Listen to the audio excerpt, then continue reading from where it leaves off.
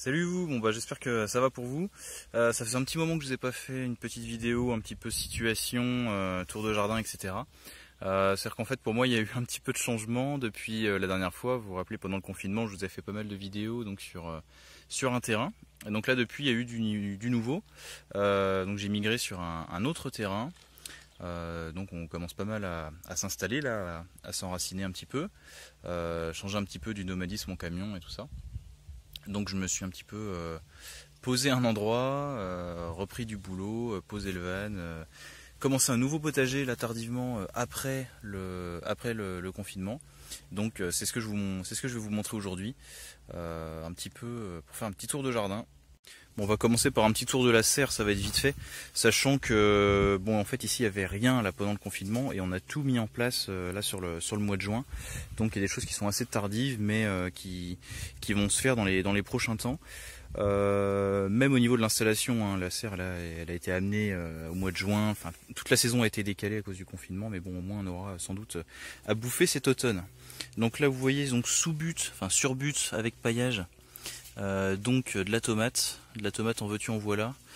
Il y a un petit peu de tout là sur cette butte. Bon, vous voyez elles sont encore un petit peu jeunes, hein, parce qu'on les a plantées qu'au mois de juin.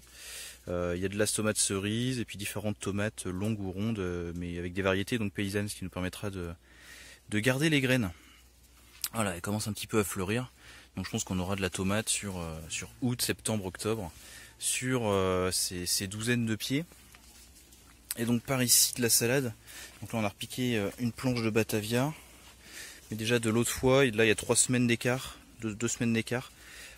Quelques de la salade, hein, de la Batavia rouge du coup. La feuille de chêne rouge, je sais même plus ce que j'avais mis. Ouais, de la Batavia rouge, je crois. Donc voilà, j'ai arrosé, là elles ont un petit peu plus grandi, hein, on voit la différence. Faudrait que je les paille là, vu qu'elles sont un petit peu plus grandes, ce serait bien pour garder un petit peu plus d'humidité. Donc voilà pour la serre. Comme je vous disais, vraiment pas grand chose. Les cuves à eau, donc certains d'entre vous les avez vus parce que je faisais le compte dans l'autre jour, je me baignais quand il faisait bien chaud. Donc des cuves comme ça de 500, pour l'instant on en a 2. L'autre est là-bas, mais à terme on en mettra encore plusieurs. On a de l'eau juste à côté, donc comme ça on peut remplir nos cuves pour stocker un petit peu d'eau. Et puis plus tard de toute façon on récupérera l'eau de pluie. Maman, les petits sabots! Bon, ça c'est un indispensable du jardin, bien sûr. Donc deuxième cuve, épouvantail. L'épouvantail pour un petit peu faire peur aux oiseaux qui venaient nous voler les semis. Donc voilà, je vous présente Jean-Marie.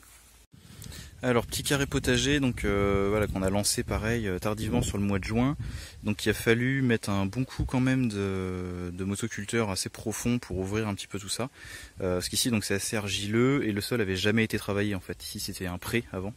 Donc voilà, c'était des chevaux qui ont bien tassé le sol, donc il a fallu bien ouvrir. Donc là on a à peu près 4 mètres sur presque 10 mètres, enfin 4-5 mètres on va dire de large. Plusieurs rangs, donc je ne vais pas vous montrer dans le détail, mais donc ici on a de la betterave. Il faudrait que je repique un petit peu ce que je vais éclaircir. Là tout le long c'est du haricot mange-tout, donc là qui sont un petit peu jeunes encore. Il y a du poireau, il y a tout un rang, là, toute la longueur à côté des poireaux, donc pour les protéger de la carotte. On va aller voir un petit peu là-bas ce qu'il y a. Pareil, hein, on n'utilise pas d'herbicide, donc va falloir qu'on désherbe. Donc vous voyez la carotte tout le long. Tout ça du céleri rave, juste quelques pieds. Voilà. Et après on a de la bétacarde. Donc je vous conseillais aussi l'autre fois, un peu tout le long là. Ça c'est bien parce qu'on peut donc taper dedans, prélever des côtes sans tuer la plante. Donc ça se régénère régulièrement.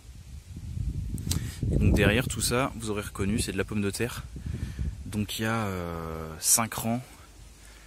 Donc j'espère au moins 50 kg. On a 2 variétés, des variétés bio. Donc on va pouvoir stocker et replanter, j'espère, l'année prochaine si on arrive à conserver les plus beaux plants.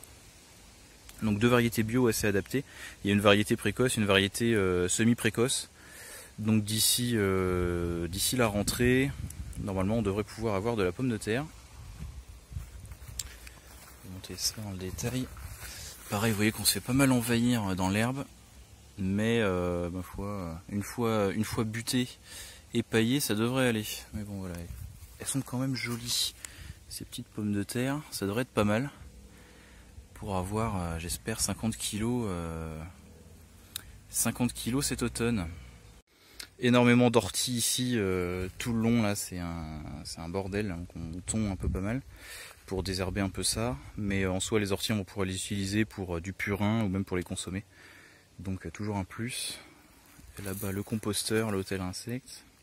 Et là sur tout ce carré là, c'est assez ombragé le matin, il y a au moins 9 pieds de potiron comme ça. Je crois qu'on en a perdu un, mais je pense qu'on n'avait pas mis un petit peu plus. Non, c'est ça, il y en avait 9. Donc du potiron, du butternut. Qu'est-ce qu'il y a d'autre? Différentes courges, quoi. Il y a plusieurs variétés.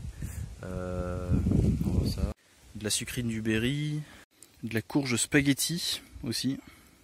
Donc ça, une fois qu'on a le fruit, en fait, on peut l'ouvrir et cuire l'intérieur et ça fait des espèces de spaghettis végétaux. Ouais, donc c'est ça, à peu près 9 pieds de différentes courges. Vous voyez, on a pas mal paillé donc pour essayer de garder pas mal d'humidité.